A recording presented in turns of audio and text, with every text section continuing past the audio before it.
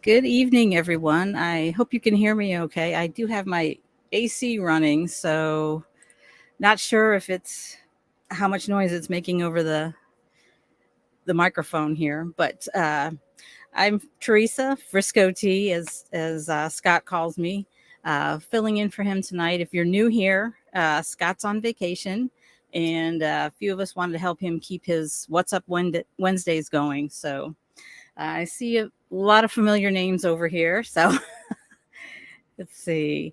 Uh, let's see if you want to put in where you're watching from and how much gas and your gases and the temperature in your area. Let's see. Hi, Jane and Roger. Actually, they'll be filling in next week. Let's see. Gas is around $4. Yeah, I just came back from Arizona, close to the California border, and it was just under $5, I guess is the best way to put it. Um, oh, and 66 degrees. Awesome. Let's see. Sherry. 64. 354. Yeah, I noticed that as I came closer to Texas, the prices were going down. Uh, oh wow. 277. Awesome. Hi, Denim Rue. Let's see here. Uh, land for sale. I actually drove through Hackberry. Well, I passed through it as I was on Route 66. Let's see. It's still too warm. Yes, that's Texas. Hi, Robin. Hi, Ron. Upstate New York. Okay. What part of New York? My dad grew up in Athens, New York, across from Hudson. 59 degrees, gas 379. Yeah. Yep. Let's see. Ohio. Hi, Sharon. Uh, I travel through Ohio quite a bit. I like Ohio. Well, at least in the summer, it's nice. Mesa Mike. Hey, Mesa. Hey, Mike. And let's see. And hi, Lauren. That's my daughter.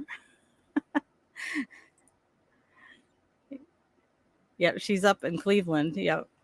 Let's see. Arizona 75. Yeah. Yeah, where I was, I think Lake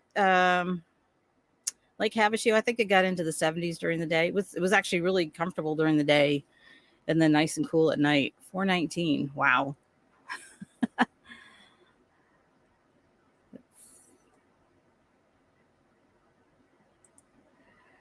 Hey, Justin. Augusta, Georgia, 295. Wow, Georgia's got the prices going tonight. Low 70s. Yeah, that's like perfect temperatures. Let's see. Yeah, Hackberry. All I know is it's off Route 66. Let's see. A few more here. Timothy from Columbus, Ohio. I stayed in Columbus at a KOA there. Um, Actually, on my way up to Hershey. It's a nice. I really do. I like Ohio. It's a really pretty state. Yeah, Cleveland, Ohio. Yeah. Let's see.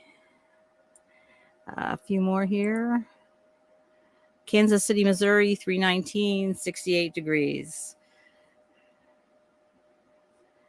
Let's see. A few more, and I'll get going here. So gas is 420 in Chicago.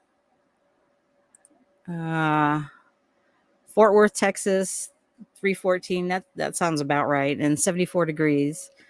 Yeah, I wish we had 70 degree weather a lot more frequently in Texas. It seems like we get a few really nice days, and then it's either time to be freezing cold or time to be very hot, which is why I like Ohio in the summer. But so let's see, kind of give you a little bit what we're going to talk about tonight. So I'll give you a little information about me. and talk about traveling solo with the spouse at home. I do have a bourbon to talk about for our Libation Live. It's from a small batch distillery in Kentucky. And then I have a song and movie of the week that's actually, we're going to go retro uh, for the song and the movie. And let's see, talk about our libation. Yep, so that's the Dueling Grounds bourbon. And then we'll have some live Q&A. And I am actually here in Amarillo, Texas, which is, let's see, where am I at here? How do I hide that? Okay. Sorry, this is all new to me. So, so I'm in Amarillo, Texas. Got here yesterday. If you're not familiar, it's on part of Route 66. There's the Cadillac Ranch. And they have a minor league baseball team called the Sod Poodles, which is actually a nickname given to prairie dogs because they have a lot of prairie dogs here. In fact, this KOA right across the road is a little prairie dog town. I love going over there and just watching the prairie dogs. I think they're really cute. I'm sure somebody will tell me, well, they're a nuisance, but they are adorable. It's kind of fun to watch them pop up out of the ground. And the weather's pretty decent here. It's in the mid 70s. It is very windy, so the van keeps rocking. I don't know if you could see it on the camera, but let's see. And gas prices, I did see it was about 305. I did see that on the highway when I came in. So that's pretty good. I'm going to try to see if I can get some of that before it goes up. And house prices, I think it looks like the median is probably about 200,000. Looking at those prices, it kind of ranges from like 100,000 all the way up to, I think I saw 4 million on there. So pretty big range. And as always, put in 3 asterisks, 3 question marks for your questions, and also tell us where you're watching from. Because I know Scott will like to put that on his map, keep track of that. And coming up for the What's Up Wednesdays, next week we have Roger and Jane. They have a Travato GL. And if you haven't seen the video, Roger's done a lot of modifications to his Travato, and they're really cool, really nice modifications. So that should be really interesting next week. And then when Scott gets back, he's got some upcoming guests here: Outdoorsy, Road Trek, Van Life Outfitters, and Live More Camper Vans. So those should be all really, really interesting. And as always, subscribe for tours, tips, products, and places. Scott's always got a lot to share. So make sure you subscribe. And there are some upcoming events. There's the Florida RV Super Show in Tampa. I have never been. I've wanted to go.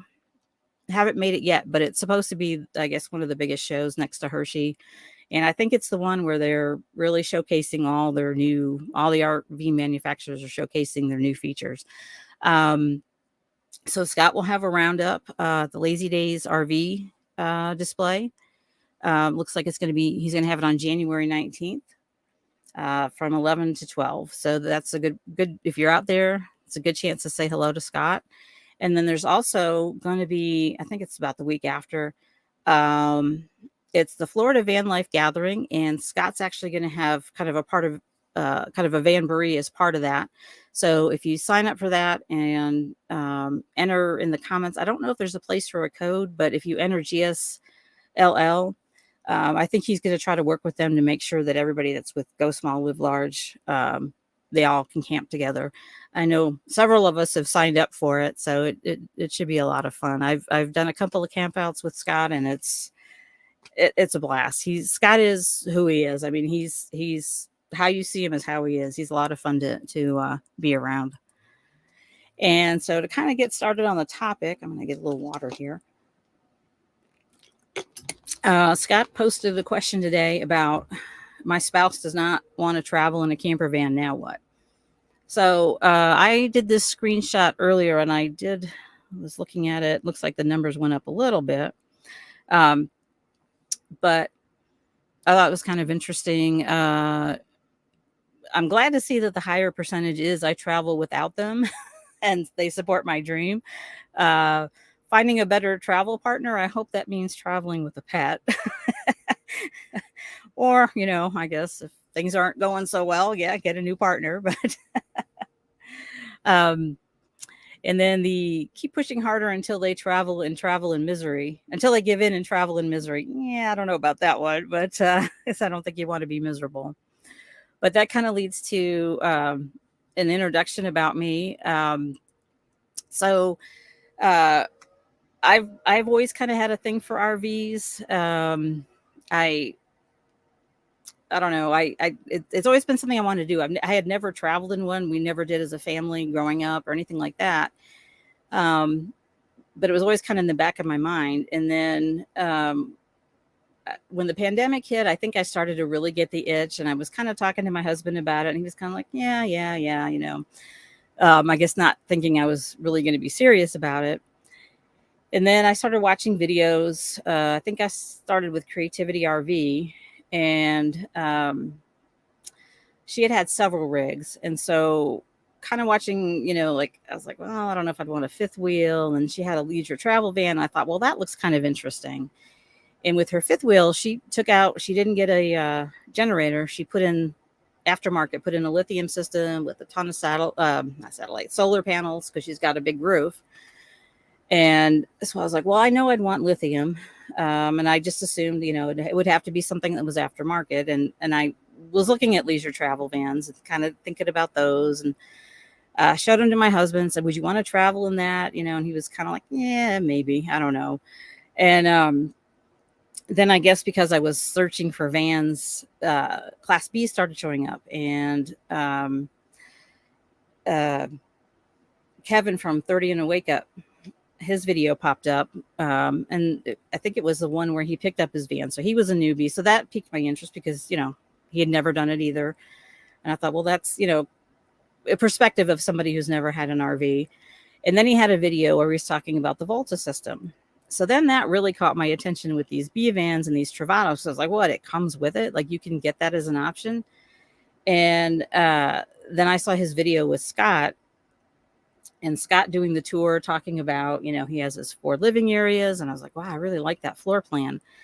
And so I kind of really said, okay, you've got my attention now with these Class Bs, and I think I like the Travado. I like the Travado G. And so I went to, there was a dealer that had a G. It wasn't a lithium, but it was a G floor plan. So I went because I wanted to see, would I really like it? Would I be able to, function in it? And I spent a lot of time in it. I was like, oh, I really like this. And then I brought my husband out. I was like, you got to see this van. And he's like, yeah, this is kind of cool. I like, I kind of like this. And, but I, still, again, I don't think he's taking me seriously at this point, I think he's just entertaining me. So then,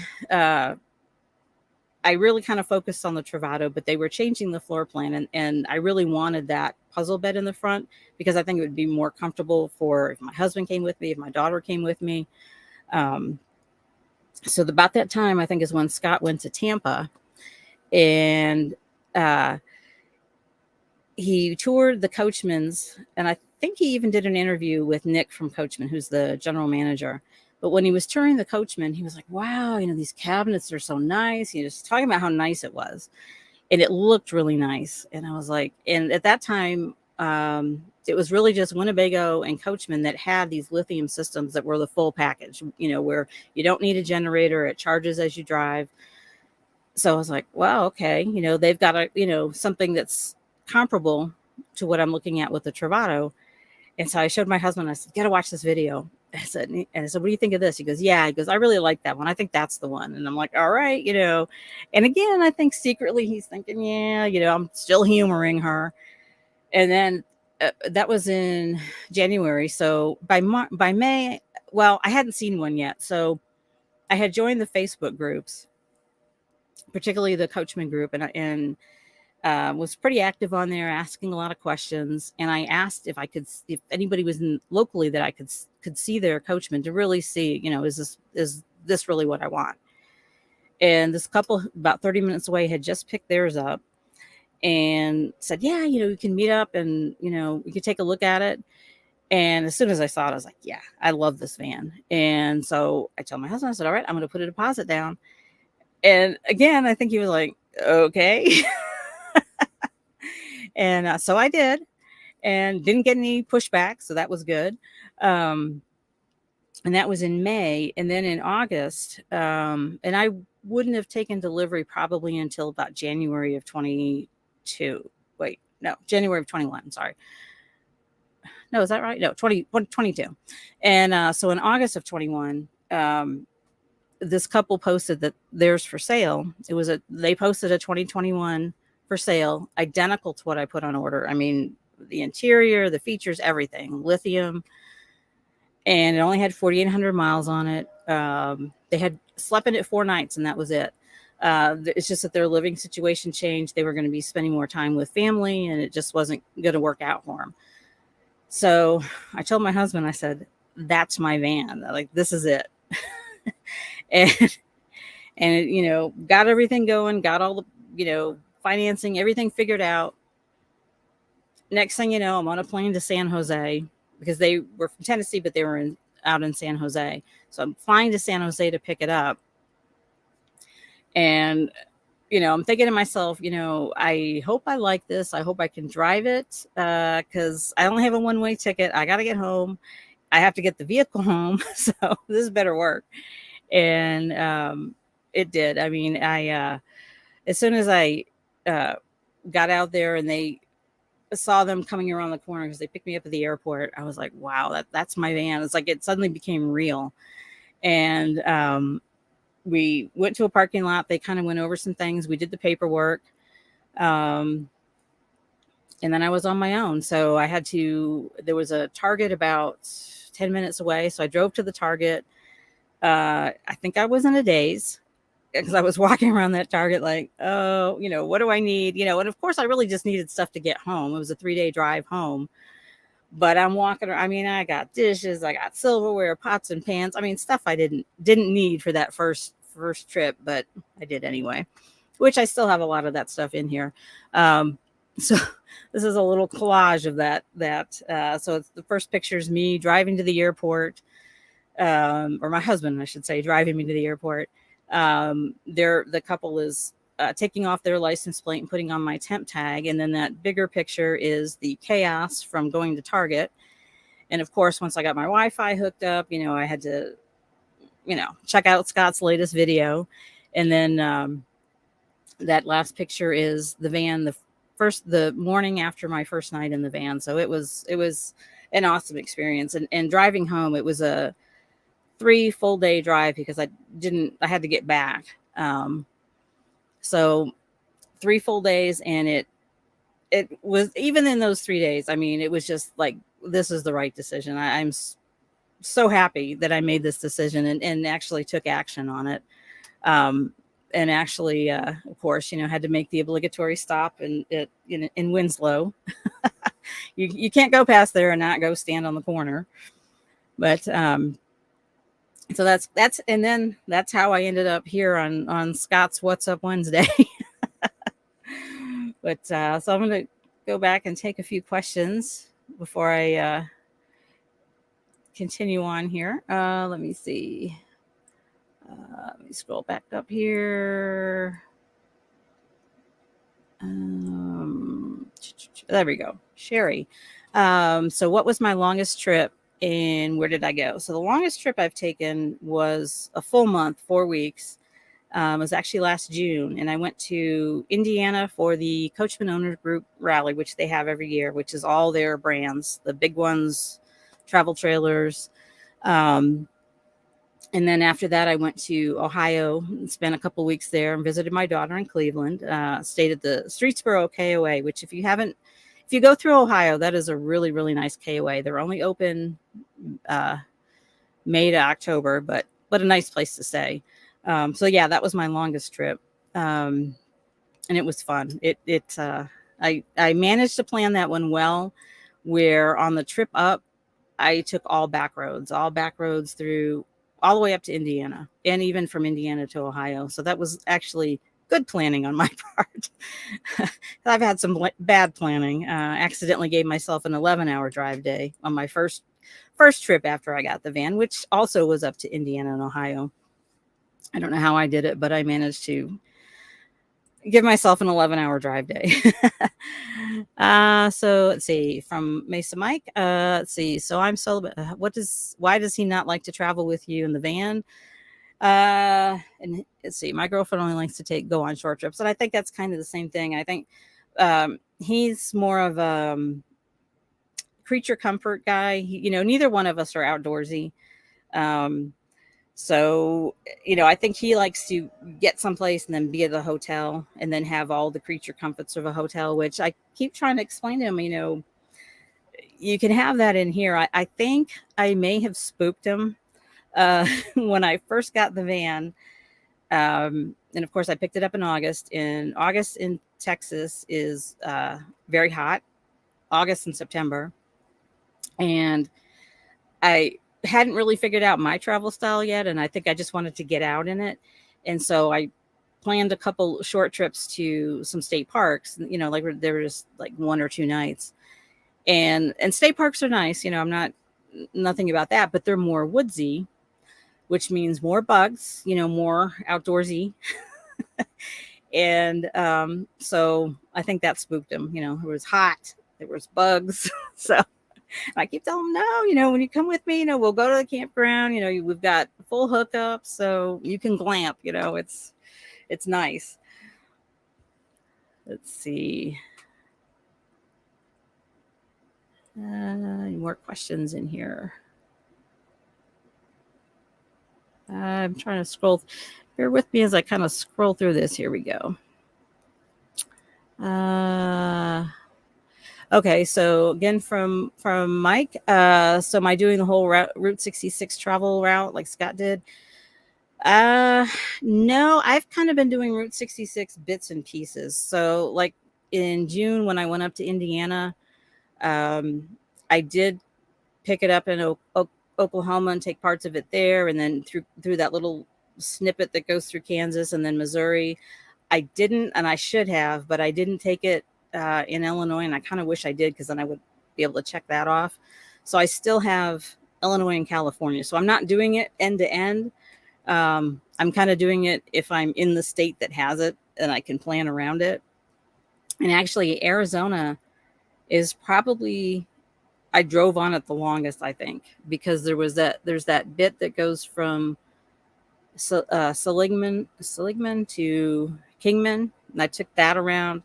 And then when I was going to Lake Havasu, and then after I left Lake Havasu, I picked it up to go through Oatman, and I didn't know. I guess ignorance is bliss. So the part going into Oatman, I guess because I was heading east, was more the straight part. When you leave Oatman going east, or I guess coming into Oatman from the going west, you hit what do they call that? The Sidewinder. And there's 191 curves. And when they say curves, they mean curves. They're, like this. And you're going alongside a mountain, and the road's not very wide.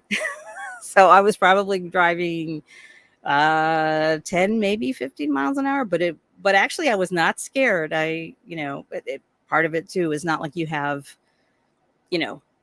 lots of traffic that you're like, oh, I'm going too slow. I mean, there's, you might pass a car every now and then, but it's beautiful. I mean, the scenery is beautiful. Now I couldn't imagine driving a Class A on that, or towing a fifth wheel or a big travel trailer. That might be a little scary, but in the van, it wasn't bad at all.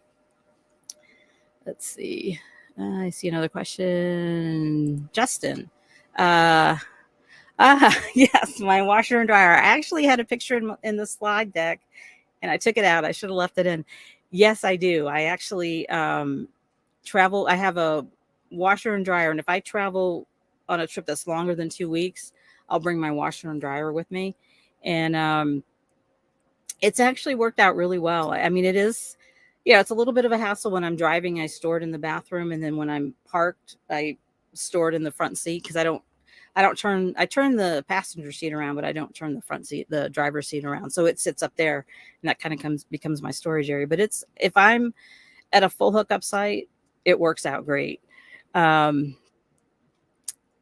of course, you're hanging laundry around. I've seen this little dryer that a lot of RV YouTubers have been, I guess, getting to demo. And it's the cutest thing. And I'm like, how could I travel with that dryer? Because that sure would be handy. But I don't know. I don't know if it'll be worth it. Let's see. Another question here from Lauren. That's my daughter. She said, when's a time that you had to be resourceful on your own? Well, that's happened a few times. Actually, I took a trip when I went in December. I actually went up to Cleveland to pick her up. And all the way up, weather was great. And brought her home, weather's great. Well, there was one coming from Cleveland to Cincinnati. We had really high winds. That was the worst part. But then when I had to take her back up, she was bringing her car back up and following me. And we left on New Year's Eve. We stayed in Hot Springs. The weather was beautiful that day. New Year's Day was like, that's when winter decided to show up. So we were getting rain, and we had rain all the way to Memphis. We kind of got ahead of it, and we stopped for gas.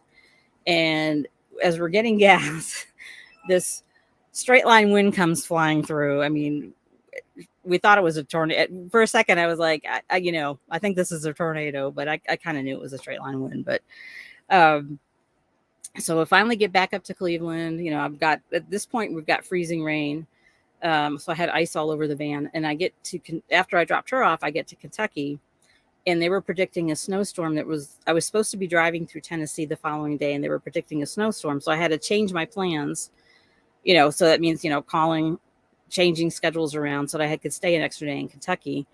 And then let's see, there was another time I've had to change plans. Oh, well, not really changing plans, but on the way to Hershey. And then there is a lot of thinking on your feet. But on the way to Hershey, I had a long drive day. I was leaving Columbus and going to drive straight up. And I have to have Tim Hortons coffee. I have a thing for Tim Hortons. And I stopped, and I always pull in so that the back end of the van, my van is 22 feet. So I can fit in a parking space, but if I can pull up so I'm not hanging out, I try to do that. And the plastic that's under the engine got caught. And as I'm backing out, I hear this horrible, just excruciatingly loud grinding, ripping noise. I expected to see the entire front end of the van on the ground, but it was just this plastic piece. And, right away I'm like, okay, I can't get on the highway with this because it was actually broken. And luckily, Ford dealer 5 minutes away. So the learning there for me is if you have a ProMaster or you have a Ford, there's always a dealer nearby. And I was in a smaller town outside Columbus, and literally 5 minutes away. So I went over there. They zip tied it up for me so I could, get on the highway. And then when I get up to Hershey, I had both KOAs that were near there were booked because I kind of waited till the last minute to decide to go. And the campground I decided to stay at, I didn't really think about this, but I got there and there was no Wi-Fi, like nothing, no cellular, nothing. And after a brief meltdown, because it had been a very long day, I was like, all right, you got to do something about this. So I thought, well, get back on the highway. And as soon as you see an exit that has a McDonald's, get off that exit, because McDonald's, means there's other things around, and they'll have, I'll be able to get cellular and I can figure out where to go. Well, as I'm doing that, I see an exit for, I think it was a Hampton Inn. And I got off that exit because I kind of had a flash like, oh, maybe I'll just stay at a hotel, which I didn't do. But I got off that exit and I pulled up Allstays, and Allstays said there was a casino that allowed RVs to park overnight, and it was just down the street. So, perfect timing to pick that exit. And I go over there, and there was already, I think, a couple of Class A's, Class C. I think there was 3 or 4 vans. So I was like, all right, we're good.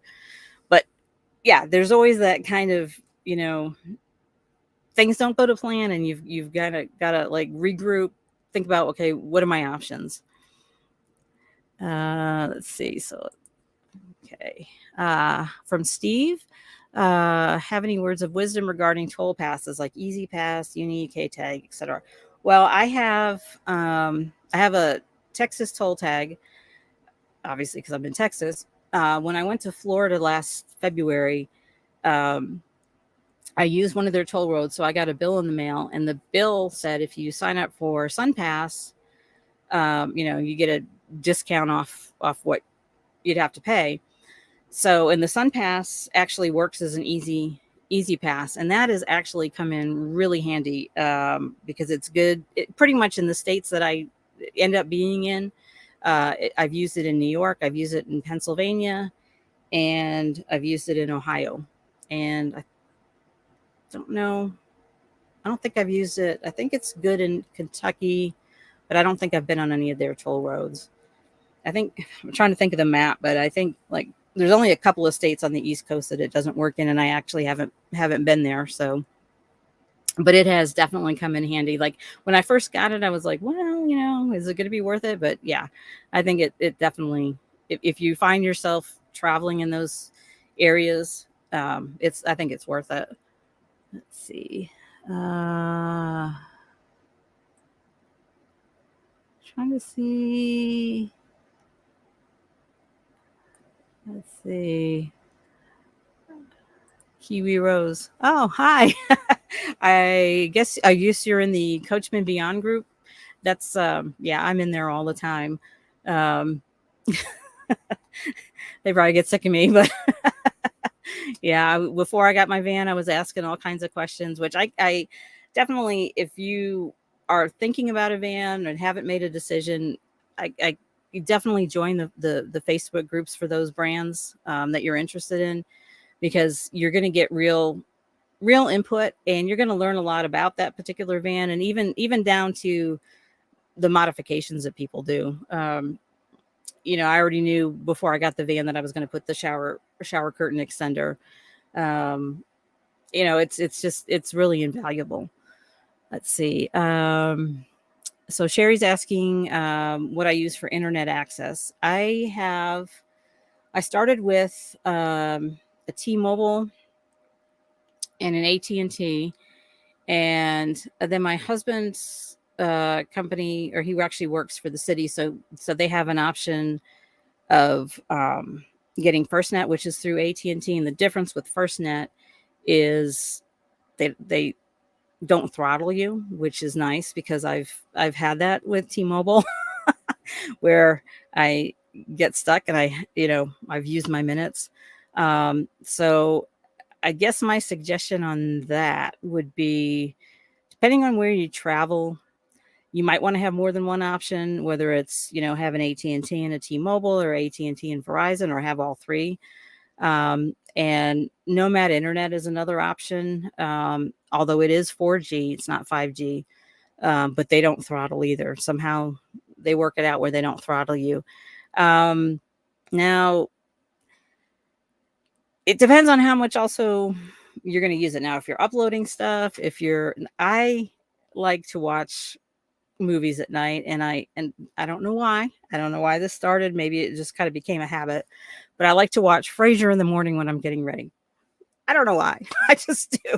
So I tend to use up time because I am, streaming movies and whatnot. So if you're not doing that, you may not have as many issues, but I guess my suggestion would be maybe have a couple, a couple different, whether it's AT&T and T-Mobile or whatever, just because one might work and one might not work in a particular area. I think AT&T and Verizon have the most coverage when it comes to the West. I've noticed, I think T-Mobile is kind of more to the East, I think, when I've looked at some maps.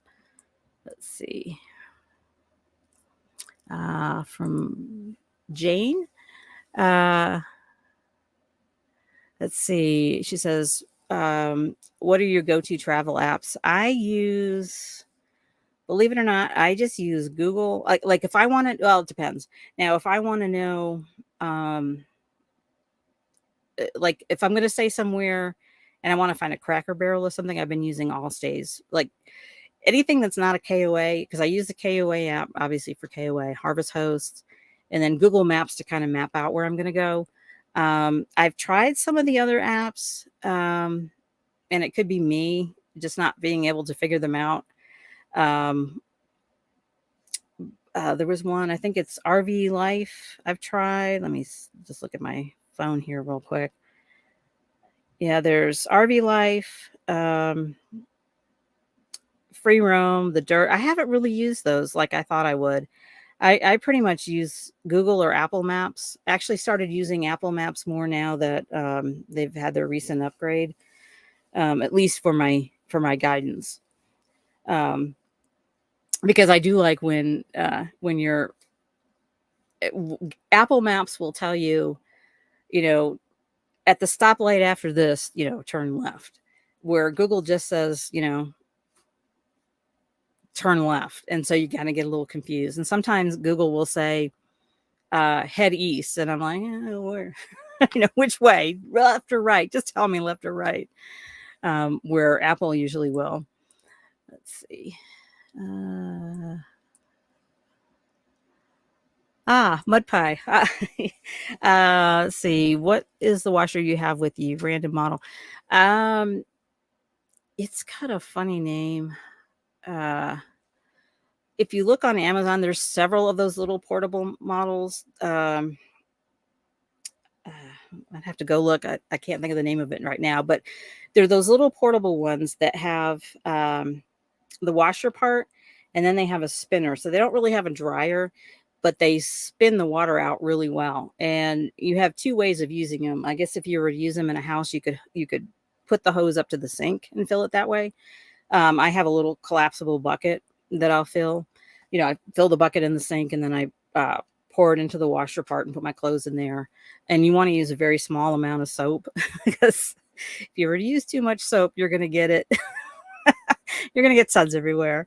And it might take a while to rinse too, because you want to run it through a rinse cycle. But if I think of the name, I'll post it. But there's several different ones, and they're all very similar. When you look at Amazon, the one I found is a little bit smaller than some of them because there's some that are a little bit bigger. This one was smaller, and I think it weighed a little bit. I want to say it weighs like maybe 20 pounds, 15, 20 pounds, something like that. Let's see. I guess I need to, I'm yapping on here. Let me kind of go through the slides here.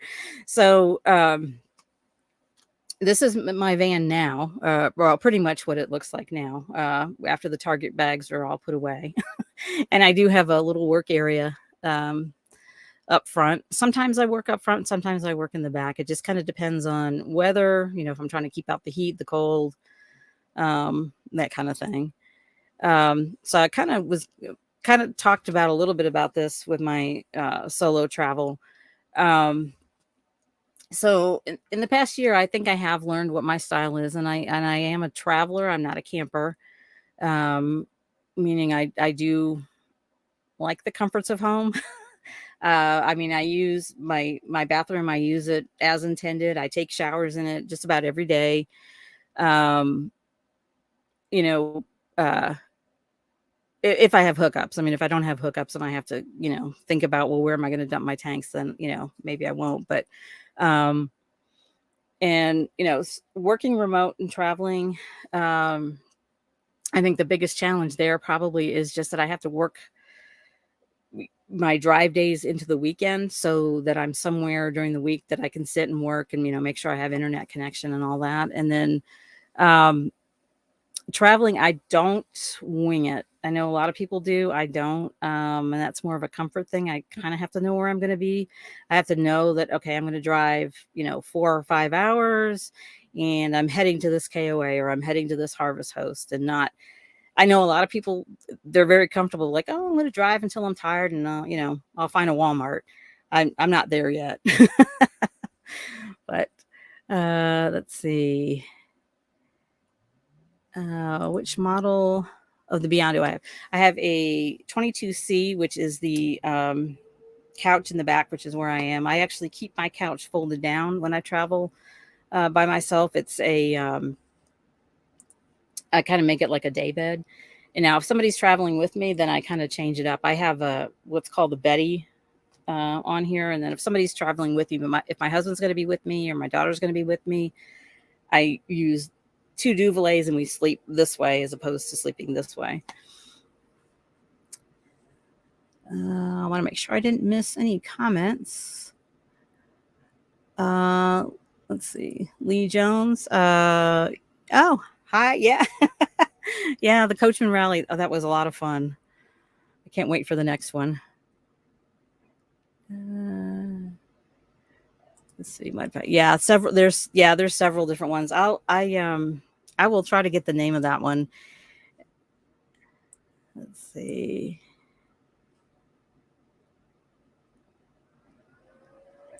Let's see. So you can't kneel or climb a ladder. I can squat and bend over. With these limitations, could I travel alone in a Class B? I think you probably could. I think the hardest part I'm thinking like with kneeling, because I have issues with vertigo, and I thought this was going to be a problem, but like dumping the tanks, um, I thought like, oh, every time I look down to look at the thing, the room's going to spin. So I actually I have one of those little collapsible stools, and I bring it out with me along with a kneeling pad, like those ones for gardening, so that I can kneel on that. But the stool is actually so I can get back up. Or I can have something to sit on if I need to sit on it. But I initially got it thinking it would help me not, having to tilt my head too far. I don't carry a ladder. I do have a ladder on my van. It didn't come with a ladder. I added it so that I could, this is something a lot of the Beyond people did. It started with one, and I think we all kind of copied. But the ladder holds a case, which is where I store my cable and hose. So, but I set it up so I can take it off easily if I do need to use the ladder. But I don't have a ladder. Let's see. I think Sherry. Oh yeah, for wiping the floor. And I actually have a Swiffer. So if you didn't want to bend over to do that, if as long as you just have a place to store it, I kind of have in the front behind the front seat. I call it my little closet. It's about this wide between the wall and the seat, and I store things in there. Let's see. Yes, definitely. Esther says, as a solo female traveler, you want to know where you're going. Definitely that's the thing. You kind of want to make sure. Even a harvest host. I'll make sure like, okay, are they in a okay area? And I figure most harvest hosts probably are, but you want to know that you're going to be feel comfortable. I know, of course, always use your instincts. So Mike's asking if it bothers me to make the bed every time. Well, that's an interesting question because I don't have a permanent bed, but because I keep the seat down, I've kind of made it a semi-permanent bed. So with the Betty, if you're not familiar with those, they're like a giant sleeping bag, but they're made to be like a comforter and sheets. I think they were invented by a mom that kids didn't make their bed, and it was a way to get the kids to make their bed. But they kind of become popular with RVers. So making up the bed for me is taking off the pillows and unzipping the Betty. Now, when I traveled in June, I didn't have the Betty. I had the duvets because my daughter and I were going to go to Niagara Falls, and so I built a shelf behind the seat. So when the seat's up, there's a little shelf back there to to roll up the duvets and the pillows and put the pillows back there, and that got annoying. That was the month-long trip, and yeah, that was definitely a time where I was like, I can't wait to have my Betty back because I'm getting tired of like throwing him over there and then trying to get him back out. So yeah, that's one thing I really liked about the G was that you could have that bed made up, and if going to bed means pulling it down, or you can leave it down.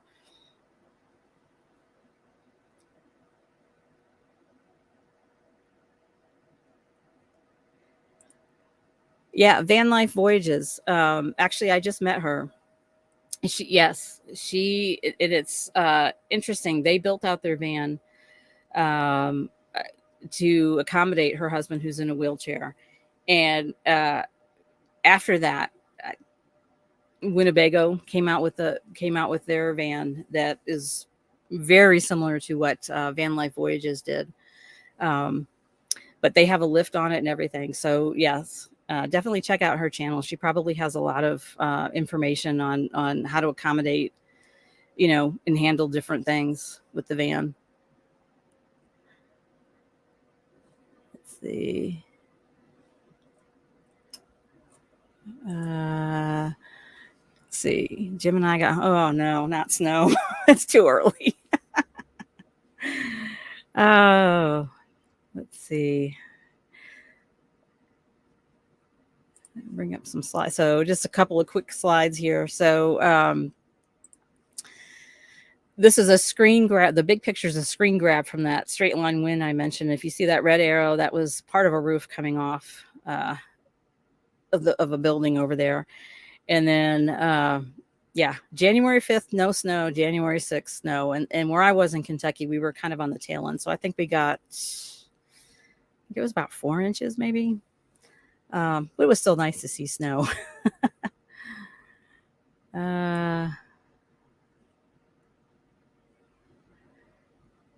Let's see. Okay. Is it harder to get the sheets off to wash them with the Betty? No. The Betty, it's actually two pieces. So the top piece is like a comforter, and the bottom piece would be like a sheet, and then it has a I don't know how you describe it, but like an elastic thing, so it kind of goes around the mattress or in this case the seat. So you unzip the whole thing and just wash the two pieces. So it's actually pretty easy to wash. Of course, you don't want to wash anything with it because it takes up a lot. But and I definitely can't wash them in my little washer, so I have to wash it when I get home or find a laundromat, which I haven't had to do that yet. But let's see. Oh, Lauren, yeah, the straight line winds still haunt her.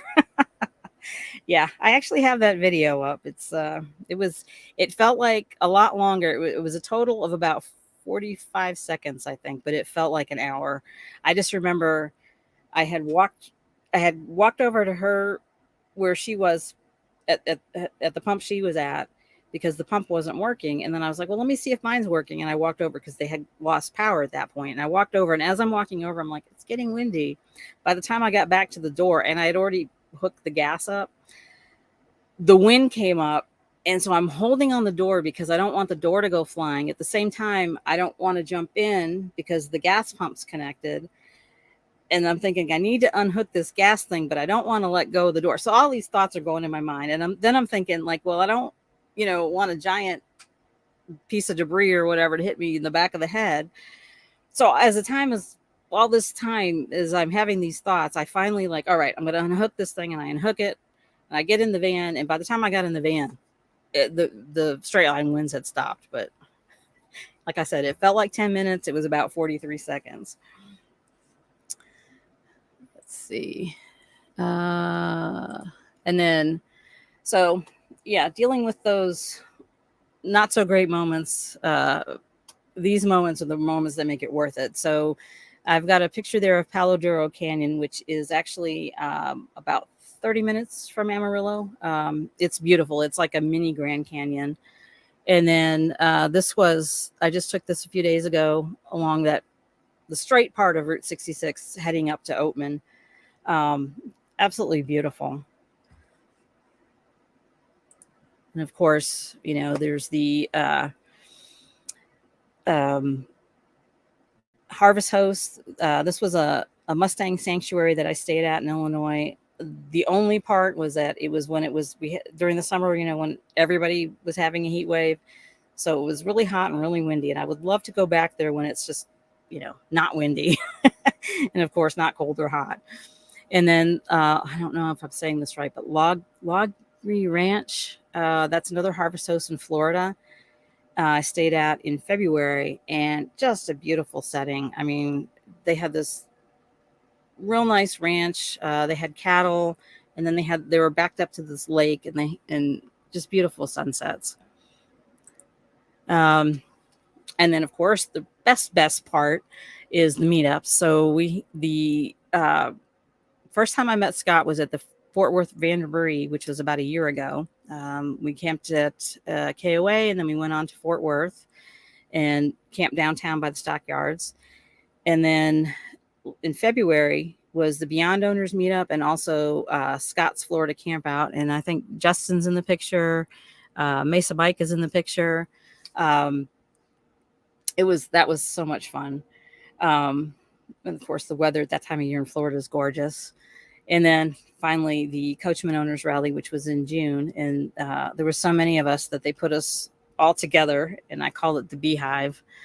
That's the best part. You just meet so many people, and I think, gosh, if I was just sitting home, daydreaming or watching other people's videos of things that they did or are doing, and, it's not the same. I mean, getting out there and just meeting people and seeing places is just amazing.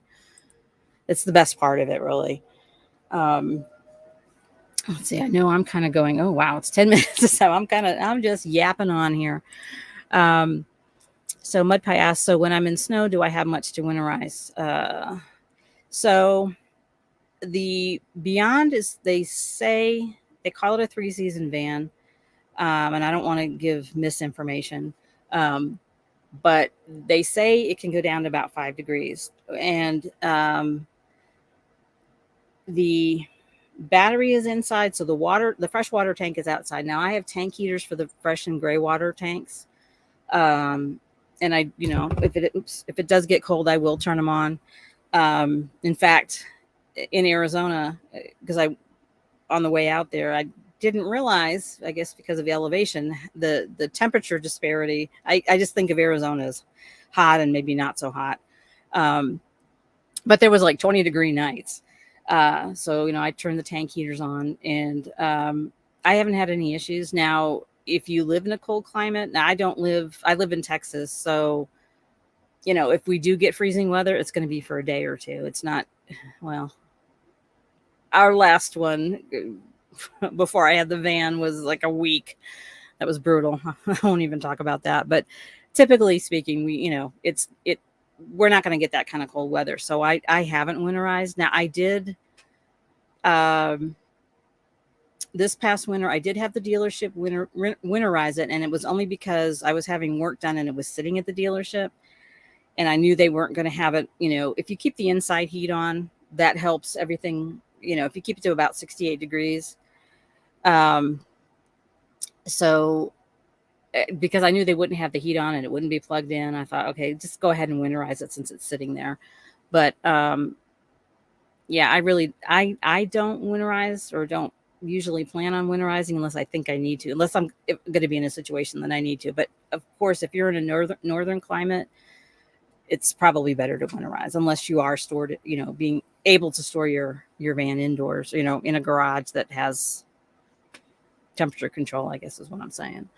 But I've been lucky so far. So, well, I've been through one winter. So let's see. Oh, Roads of Life, Texas rocks. Go Astros. Okay. So again, if you have any questions or anything, feel free to ask them. And I do have a van tip tonight. So my tip, it's a real simple tip. That's my sink. I have a round sink. So I have a round bowl that kind of fits in that sink. Somebody on our Facebook group recommended it. So you don't want to get food particles in your gray tank, because it'll build up over time and it'll get really stinky. So, you always want to make sure you wipe off your utensils before you wash them. And then what I do, if I know I have a lot of things to wash and there might be food particles I've missed, I'll wash in that container, but then I dump the water into the black tank. So it does two things. It keeps any extra particles that may have been there that I missed from not going into the gray tank, but it also keeps water in the black tank, because here we go. It is, wow, we're almost an hour in and we're going to talk black tanks. So you don't want to not have water in your black tank if you're using your black tank for its intended purpose. I'm trying to keep it So you want to keep things moving, shall we say. So you want to keep a lot of water in there. Obviously you don't want to fill it because you want to be able to use the tank, but you want to keep some water in there. So that's how I do it. And it kind of also helps balance out, how much water I have in the black tank and how much water I have in the gray tank. So I don't have one being more full than the other. But okay, so I guess it's time for Libation Live. I think I'm a little late on this, but anyway, so tonight it is a bourbon that I discovered, and I'm new to bourbons. I never really Rose of Life, 54 minutes in, and now there's toilet talk. Yeah, I think I'm late. I think we're supposed to be about 15 minutes in, I think, right? So yeah, this bourbon I found actually was a Harvest Host I stayed at when I was going to Hershey in Kentucky, and they're in Franklin, Kentucky. They're a small distillery, and if you're heading north, they're the first stop on the Bourbon Trail, on the Kentucky Bourbon Trail, which one of these days or sometime I'm going to plan a trip around that. But it was really interesting. They give tours of their distillery. And if you get there I don't know if they do it on Fridays, but Saturdays they do offer, you can have pizza. And as part of your tour, you pick out, I think there was 5 things you can sample. So they give you a menu and you can sample, there are different bourbons. They have their bottled in bond, which I learned what that meant. And then also single barrel Scotch. So I didn't know what that meant when I picked it. So I thought, well, I'll try to see what's the difference between these 2 bourbons. Well, I found out the single barrel is like, I think a minimum of 120 proof. Yeah, that's the kind of stuff you would drink if, you want to take the pain away. but it was good. It was really good. So yeah, so I have the bottle here. Actually, let me put my screen back up. Yeah. Whoops, wrong way. Yeah. So I've had a little bit of it. And I actually made myself a whiskey sour because I really don't drink bourbon straight up. It's a little too strong for me, but yeah, so that's our Libation Live tonight. They're yeah, if you get through Kentucky, definitely check them out. They and this is their website. So they make some other things too. So they have I don't know what it's classified as, but they have like flavored liquors like peach. I think there was an apple. I don't know if they're considered whiskeys or not though, like a flavored whiskey. But it was a real interesting place. And might as well get to the song of the week. So the song of the week, like I said, I'm going to go retro. So Pink Moon, if you've ever heard, I don't know if you've ever heard that song, but the artist was Nick Drake, and he never really saw any success in his life. He only put out 3 albums. He had some health issues and sadly passed away before ever, seeing, any success. But he was actually an influence to Kate Bush, Amy Mann, Robert Smith from The Cure, Black Crowes. I first heard the song Pink Moon in a 1999 VW commercial. It's for their convertible. And so maybe that's why I associate the song to like just being out somewhere, away from everything and looking up at the sky, seeing the stars and just, not hearing traffic and everything, but just, kind of view out in the environment. And that's what that song always makes me think of. It's guitar and piano and vocal, and that's it. And then in my movie, again, going back to 1985, Lost in America. And this is the movie, I think, that put the bug in my ear to travel. I won't give away the movie if you haven't seen it. Let me move my thing here real quick. It's, I guess, in the Film Institute's 2000 list, it's in the top 100 funniest American movies. So that's kind of interesting. But the story is because it's the 1980s, they're classified as yuppies, but they, are disappointed in their jobs. They're having anxiety about moving to a bigger house, right? And so he comes home, he's like, let's do it. Let's just sell everything. Let's get an RV and just travel. And I'm like, in 1985, I think that was kind of radical. I don't think people really thought to do that like they do today. But I think that ever since I saw that movie, like that's always been in the back of my mind. So anyway, that's why that's the movie of the night. So, and again, if any questions or anything, let me see. Let me go back and take a look and see if I've missed anything.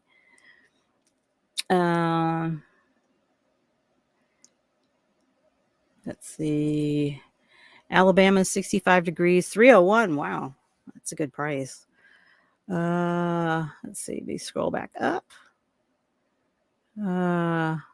Roads of Life. It's toss up between bourbon and water. Well, you could do both, right? Bourbon and water. Kate Bush. Oh yeah. Go Astros. Let's see.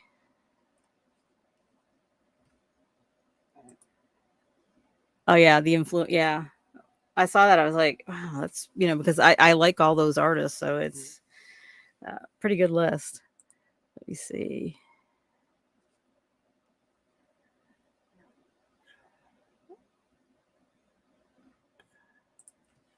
See. Oh, thank you. Yeah, me and my van. My van's name is Fern, by the way. I don't know if I mentioned that. It's named after the main character in from Nomadland, because I actually saw Nomadland before I got my van, when I was like really seriously considering it. And I just remember getting so emotional about it. And so it was kind of a toss up between that or The Breeze from Call Me the Breeze, the song Call Me the Breeze. But Fern kind of won. So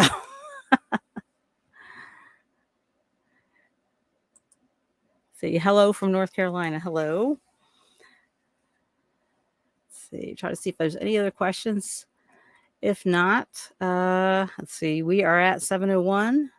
Oh, wait, here we go. I see a question. Roads of Life. What part of it? Frisco, Texas, which is where Frisco T comes from. Which is Frisco is actually north of Dallas, or about 30 miles north, I think. Okay. So if there's any other questions or no other questions, we'll end it here. And I hope you enjoyed my ramblings. Hope I didn't ramble too much.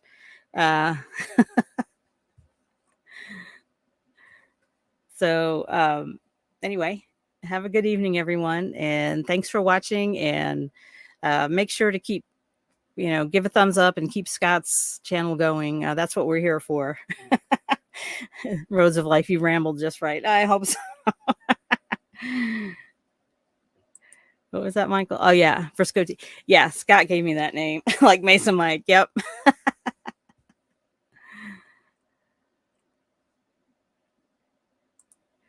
See, what do I do? I actually work. I do work full time, so I work remote.